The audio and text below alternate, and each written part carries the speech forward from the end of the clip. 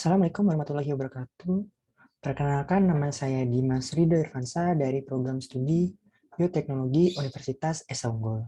Pada kesempatan kali ini, saya akan mereview sebuah jurnal yang berjudul Exopolysaccharide Pululan Production from Sugarcane Bagasse Hydrolysate Aiming to Favor the Development of Biorefineries.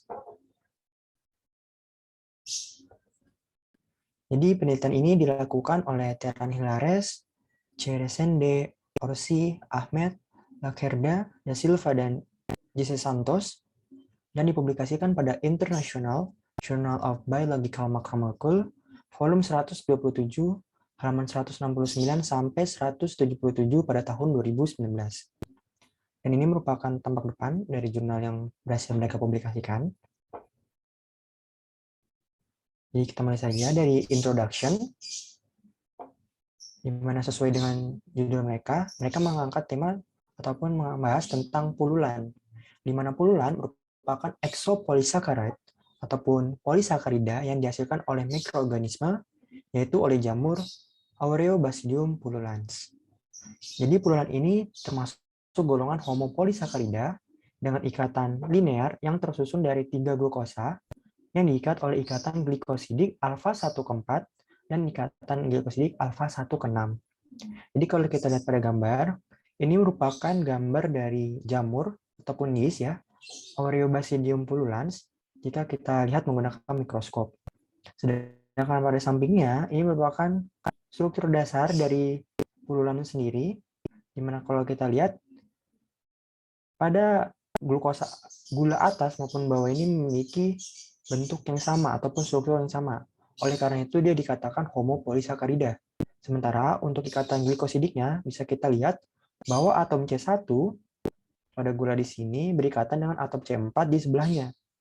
Begitupun sama seperti sebelahnya lagi, atom C1-nya berikatan lagi dengan atom C4 sebelahnya. Dan ini atom C1 pada atas ini berikatan dengan atom C ke-6 pada gula yang bawah.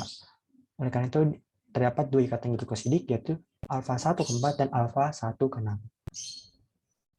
Aplikasi pululan sendiri sebenarnya sudah banyak digunakan dalam industri makanan, seperti sebagai bahan stabil, perekat, pelapis, maupun kemasan. Juga digunakan dalam industri farmasi dan kosmetik sebagai pelapis obat-obat. Namun karena biaya yang cukup tinggi, membuat pululan ini kurang diminati, di mana harga untuk pululan food grade yang sudah dikomersialkan yang dihasilkan dari hidrolisapat ini memiliki harga berkisar 30 sampai 40 US dollar per kilogramnya. Mungkin kalau dirupiahkan itu sekitar 300 sampai 500 ribuan per kilogramnya. Oleh karena itu kita perlu menemukan solusi nih agar biaya produksi puluhan ini lebih rendah. Nah, salah satunya kita dapat mengganti bahan baku utama ataupun substrat yang digunakan. Sugarcane bagasse atau SGB adalah ampas tebu kering yang dibuang setelah tebu dihancurkan dan diambil sarinya. SCB ini sebagian besar ini hanya dibakar untuk energi pembangkit uap di industri gula maupun alkohol. Jadi kalau kita lihat pada gambar A ini merupakan gambar si tebu kering, si ampas tebunya yang biasanya akan dibuang ya setelah proses pemerasan sari dari tebu.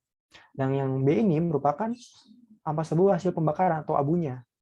Dan kebanyakan hanya digunakan untuk energi pembangkit uap apapun untuk pembuatan alkohol dan gula. Padahal si SCB ini memiliki biomasa potensial yang mengandung selulos, hemiselulos maupun lignin yang cukup besar. Oleh karena itu, dalam penelitian ini bertujuan untuk mengevaluasi penggunaan SCB sebagai substrat alternatif dalam proses fermentasi pululan yang dapat meningkatkan pengembangan biorefinery.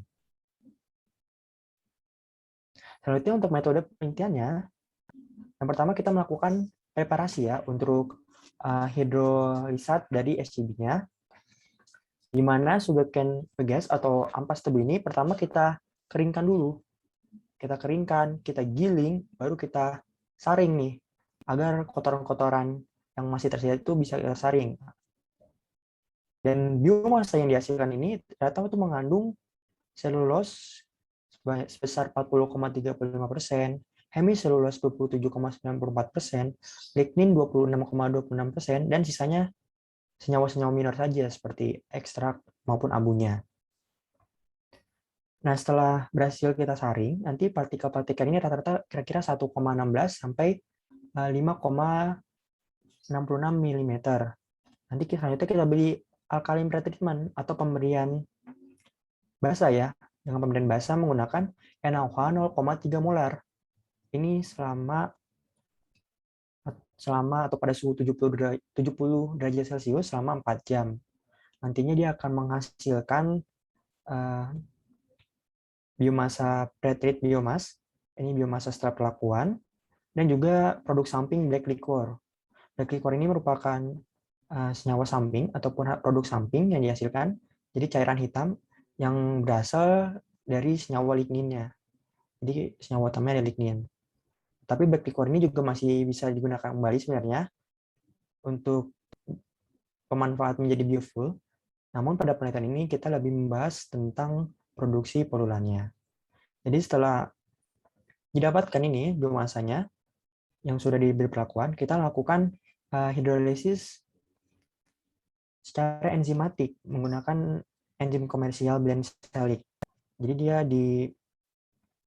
dilakukan pada suhu 50 derajat Celcius selama 48 jam. Nantinya dia akan terbentuk nih gula-gula yang ada pada si biomasanya itu akan keluar. Nah, ini contohnya adalah glukosa dan silosa yang berhasil dihasilkan dari si biomasanya. Nantinya glukosa dan silosa ini dapat kita gunakan dalam proses fermentasi pululan. Dan selanjutnya ada preparasi ya mikroorganisme dan inokulumnya. Jadi digunakan strain liar Aureobasidium pululan LB83 yang disimpan pada suhu 4 derajat Celcius dalam media yeast extract malt agar atau YMA. Jadi inokulum ini ditumbuhkan dalam air Meyer yang berisi 50 mili media kultur.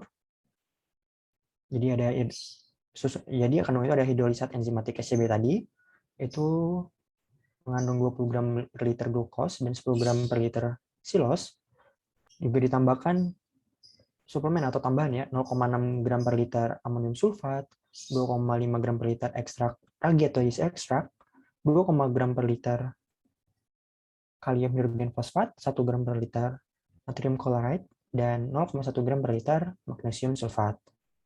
Nantinya si kultur ini akan diinkubasi menggunakan rotary shaker pada 28 derajat Celcius dengan kecepatan 100 rpm selama 48 jam. Nantinya sel yang didapat akan disentrifuge dan disuspensikan dalam aqueous steril. Inokulum nantinya ditambahkan untuk mendapatkan konsentrasi sel awal 1 gram per liter dalam media fermentasi. Jadi kita menggunakan konsentrasi sel itu 1 gram per liter dalam media fermentasi nantinya yang akan digunakan. Selanjutnya ada evaluasi variabel fermentasi pada produksi polulan. Jadi sebelum kita melakukan fermentasi secara langsung dengan menggunakan bioreaktor, kita melakukan evaluasi dulu nih. Nah, dilakukan menggunakan software Box Benken Experimental Design untuk mengevaluasi pengaruh-pengaruh variabel dalam proses fermentasi seperti suhu, kecepatan pengadukan, konsentrasi ekstrak yang akan dilakukan nantinya. Jadi kalau kita lihat fermentasi ini dilakukan dulu dalam Erlenmeyer yang berisi hidrolisat enzimatik SCB ditambah 0,6 gram per liter amonium sulfat, 2, gram per liter kalium hidrogen fosfat, 1 gram per liter NaCl, dan 0,1 gram per liter magnesium sulfat. Jadi untuk konsentrasi gula awal yang digunakan sebagai substrat ini itu mengandung glukosa 37,29 gram per liter, silos 22,5 gram per liter, selobiosa 4,49 gram per liter, dan arabinosa 2,04 gram per liter. Ditambah pula dengan perlakuan di bawah lampu LED biru dengan ukuran 440 mikromol per meter kuadrat per second. Jadi penggunaan lampu LED biru ini berfungsi untuk mengurangi produksi melanin. Biasanya dalam produksi polulan ini akan mengurangi juga produksi melanin, sehingga warna akan terbentuk warna hitam yang mungkin dapat mempengaruhi warna ya, ataupun visualisasi dari produksi polulan ini. Jadi proses fermentasi ini dilakukan selama 96 jam. Nah, selain tadi digunakan juga software design expert. Ini untuk menyusun dan mengevaluasi model empiris yang menggambarkan variabel respon sebagai fungsi kecepatan mengadukan, suhu, dan konsentrasi sekali. Jadi kita ukur juga nih variabelnya. Mungkin kita lihat mana yang paling optimum. Terus kita lihat juga nih mana yang paling optimum dengan menggunakan fitur optimasi, menggunakan software statistika. Jadi setelah kita lihat percobaan itu, kita lihat mana sih kondisi fermentasi paling optimum yang nantinya dapat digunakan ketika proses menggunakan bioreaktor. Nah, selanjutnya kita melakukan proses produksi menggunakan BCBR atau Bubble Column Bioreaktor. Ini menggunakan bioreaktor kolom gelembung yang bertujuan untuk mengevaluasi kinerja produksi poluan menggunakan media hidrolisat ampas tebu. Jadi lampu LED biru masih digunakan untuk pengurangan melanin, dan hasil kondisi parameter fermentasi paling optimal yang dilakukan pada tahap evaluasi sebelumnya juga digunakan dalam langkah ini. Nah, selanjutnya, setelah kita berhasil nih mendapatkan poluannya, kita lakukan recovery dan analisis nih terhadap poluan yang kita produksi untuk kita dapatkan hasilnya. Jadi sampelnya kita centrifuge, kemudian kita endapkan dari supernatan dengan menggunakan etanol absolut ya, didinginkan pada 4 derajat Celcius selama 24 jam di lemari es. Kemudian kita setelah 24 jam kita sentrifuge lagi pada 5000 rpm selama 10 menit. Baru kita keringkan ini si pulunannya pada suhu 80 derajat Celcius. Nantinya untuk analisis biomasa dalam kalori fermentasi kultur ini diukur PD-nya atau optical density-nya menggunakan spektrofotometer pada 600 nanometer. Jadi kita bisa melihat nih berapa sih konsentrasi dari puluhan yang dihasilkan dengan mengukur OD-nya. Kemudian untuk kandungan gula dalam media hidrolisat dan fermentasi serta kemurnian puluhan ini dapat dianalisis menggunakan HPLC. Viskositas puluhan kita ukur menggunakan Brookfield ya, viskometer Brookfield. Kemudian distribusi berat molekul puluhan diukur dengan gel permeation chromatograph atau GPC. Yang terakhir sifat termal puluhan dapat kita ukur menggunakan thermographimetric analysis atau TGA dan differential scanning calorimetry atau DSC. Nah, untuk hasilnya, jadi kalau kita lihat pertama dari pengaruh variabel pada produksi poluan, jadi yang menggunakan software desain tadi, kita running sebanyak 15 kali dengan temperatur, kecepatan mengadukan, dan penambahan yang ekstrak yang berbeda-beda. Setelah dilihat, ternyata pada running ke-14 ini menghasilkan konsentrasi biomasa yang paling besar, yaitu 14,56 gram per liter, dengan pada temperatur 25 derajat Celcius, kecepatan pengadukan 240 rpm, dan penambahan yeast ekstrak 1,75 gram per liter. Nah, di sini kita lihat bahwa pengaruh suhu ini cukup signifikan ya, di mana semakin tinggi suhu ternyata produksi dari poluan ini semakin rendah. Seperti yang kita ketahui juga bahwa mikroorganisme yang kita gunakan adalah yeast Auribasidium pullulans, yang kondisi optimalnya untuk pertumbuhannya pada 25 derajat Celcius, sekitar 25 derajat Celcius. Oleh karena itu memang suhu semakin rendah, itu produksi poluannya tentu semakin tinggi. Sementara dari parameter kecepatan pengadukan ya, kalau kita lihat semakin tinggi RPM, maka semakin tinggi pula produksi poluannya. Berarti itu juga memperlihatkan bahwa pengaruh kemeratan oksigen juga sangat penting di sini dalam produksi poluan. Yang terakhir ada penambahan yeast extract. Kalau kita lihat, memang penambahan yeast extract ini pertama-tama dari 0,5 sampai 1,75 itu meningkat drastis, cuman setelah itu dia menurun. Oleh karena itu kita memerlukan kondisi yang paling tinggi atau optimal, yaitu didapatkan pada sekitar 1,75 gram per liter untuk penambahan yeast ekstraknya. Jadi setelah kita lakukan perhitungan ini secara statistik menggunakan software seperti menggunakan ANOVA dan lain sebagainya, ternyata variabel fermentasi pada kondisi optimal itu diperoleh pada suhu 25,3 derajat Celcius dengan kecepatan pengadukan 232 rpm dan konsentrasi yeast ekstrak 1,88 gram per liter.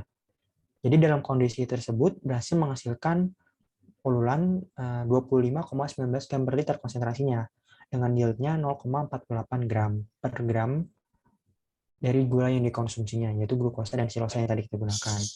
Dan untuk gram per live host-nya, jadi sekitar 0,28 gram dihasilkan dari 0,28 gram dihasilkan selama 96 jam proses fermentasi. Jadi cukup tinggi juga hasilnya ini.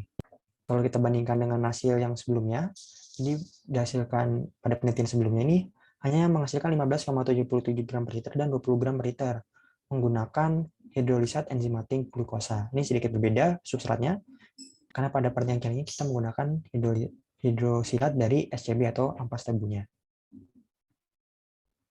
Selanjutnya dari evaluasi reaktor kolam gelembung atau bubble column reaktor. Jadi kondisi yang tadi dievaluasi, kondisi fermentasi kita gunakan di dalam reaktor.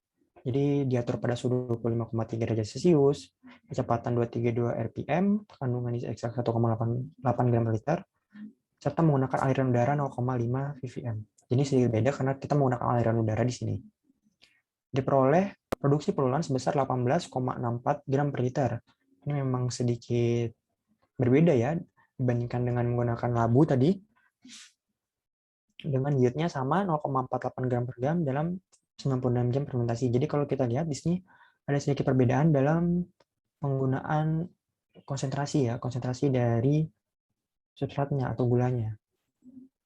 Di mana pada glukos ini sekitar 25 gram per liter, sementara pada silos ini sekitar 14-an ya.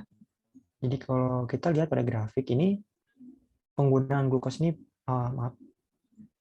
penggunaan glukos ini memang lebih dulu dipergunakan sepertinya. Setelah itu kalau sedangkan untuk silosa ini memang bertahap ya penggunaannya. Dan sampai 96 jam produksi dari puluhan yang dihasilkan ini terus meningkat dan diperoleh sekitar 18,64 gram per liter.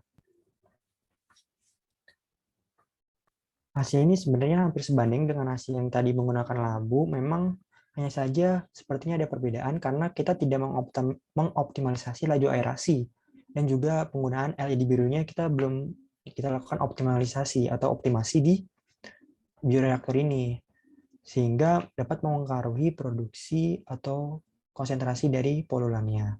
Oleh karena itu, mungkin untuk kedepannya proses optimasi tambahan diperlukan atau direkomendasikan lebih lanjut agar verifikasi ataupun kinerja dari reaktor ini lebih optimal.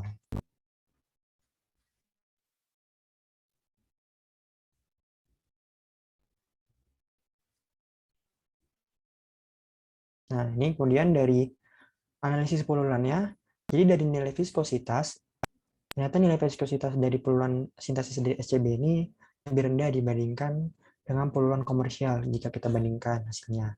Sementara untuk berat rata-rata massa molar atau MW, jumlah rata-rata massa molar atau MN, dan indeks dispersinya ini dari puluhan SCB ini memiliki nilai masing-masing ya. Untuk MW itu 321 kilodalton, MN 159 kilodalton, dan indeks dispersinya 2,02.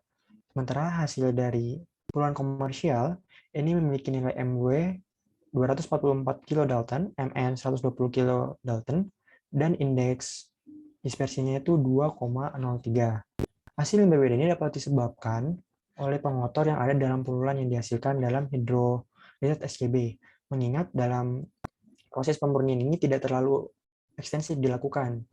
Jadi tidak terlalu tinggi perlakuan pemurniannya, sehingga mungkin pengotor ini masih ada dalam produksi puluhan dari SCB. Selain itu, pengotor juga dapat berasal dari molekul surfaktan yang diproduksi dari Pyrbasidium pullulans. Kemudian dari hasil dari thermal property of pullulan dengan TGA dan DSC, jadi kalau kita lihat pada hasil TGA ini, yang warna oranye kemerah ini merupakan produksi komersial, dan yang garis-garis ini merupakan produksi dari SCB. Untuk analisis TGA, di mana kita berikan perlakuan panas ya pada pullulannya, terlihat bahwa untuk residu grafit yang tersisa pada komersial ini lebih rendah dibandingkan dengan SCB. Nah, hasil ini mungkin memang terpengaruh dari pengotor tadi, kemudian juga dari perlakuan fermentasi yang sedikit berbeda mungkin, sehingga menyebabkan hasil residu grafitnya ini sedikit berbeda ataupun yang yang komersial ini lebih rendah dibandingkan dengan yang SCB. Sementara dari DSC, analisis DSC ini untuk melihat nilai transisi gelasnya. Jadi kalau kita lihat pada yang SCB hidrolisat ini 38 derajat Celcius, sedangkan pada komersial 41 derajat Celcius. Ini tidak jauh berbeda angkanya. Dan untuk nilai suhu lelehnya ya. Jadi kalau kita lihat suhu lelehnya di sini, ini suhu lelehnya yang ada peak ataupun puncak. Ini untuk yang komersial itu sekitar 152 nih, 152 derajat Celcius, sedangkan untuk yang SCB 160 derajat Celcius juga tidak terlalu beda untuk titik leleh si puluhan yang dihasilkan.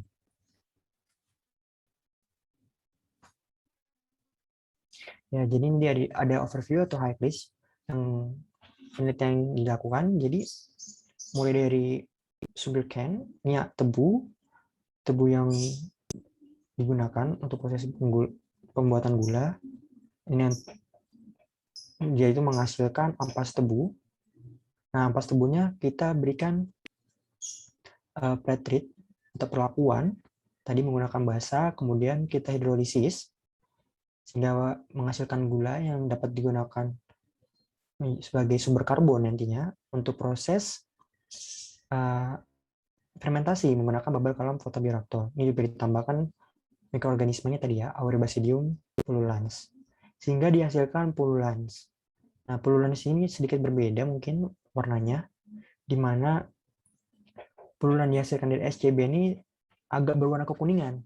Jadi dia itu berbeda dengan pululan yang dihasilkan komersial, yaitu berwarna putih. Nah, hasil ini mungkin terjadi karena adanya proses hidrolisis enzimatik ini yang membuat pululan berwarna kuning.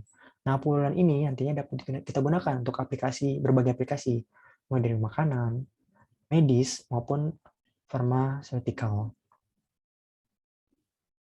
Nah, untuk kesimpulannya, jadi sugarcane begas ini atau ampas tebu ini sebagai bahan baku yang memiliki potensi besar untuk produksi polulan. Di bawah kondisi stabil, produksi polulan ini sangat meningkat dengan suhu sebagai variabel fermentasi yang paling berpengaruh. Kalau kita lihat bahwa suhu ini cukup berpengaruh dalam produksi polulan. Hasil yang diperoleh dengan menggunakan bioreaktor pun juga mirip yang diperoleh dengan labu.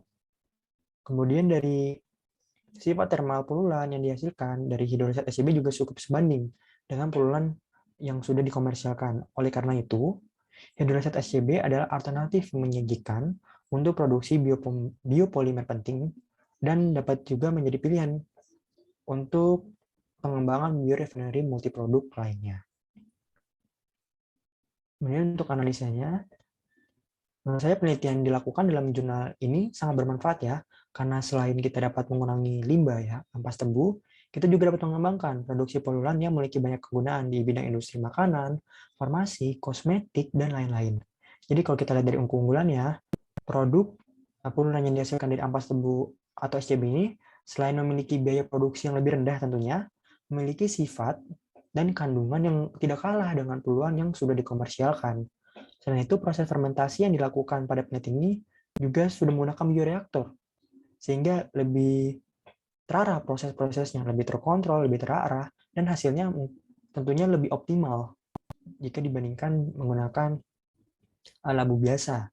Sementara untuk kekurangannya, mungkin kalau kita lihat tadi dari segi warnanya, pululan yang biasanya dari SCB ini sedikit berwarna kekuningan atau menimbulkan pigmentasi berwarna kuning.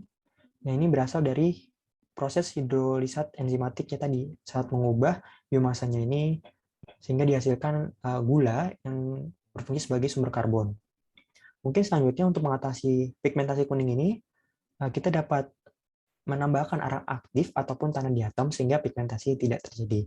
Selebihnya, penelitian ini sangat baik dan semoga bisa dikembangkan lebih lanjut untuk skala industri produksi pululannya. Mungkin itu saja yang dapat saya sampaikan. Kurang lebihnya mohon maaf. Wassalamualaikum warahmatullahi wabarakatuh.